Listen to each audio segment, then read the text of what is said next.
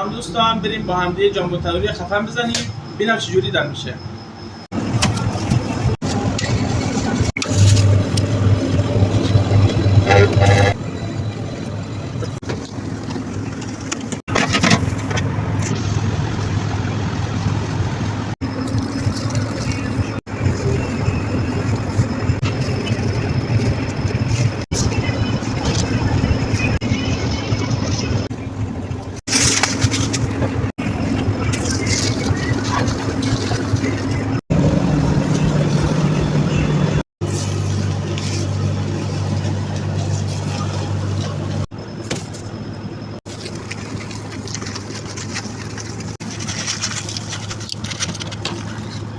خب دوستان بریم با هم دیگه پنش کنیم ببینم چجوری شده.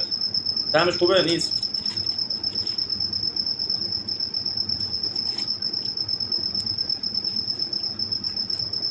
دوستان خیلی خوب شده. پیشنهاد می‌کنم درست کنید. اگر خوشتون اومد لایک هم بزنید.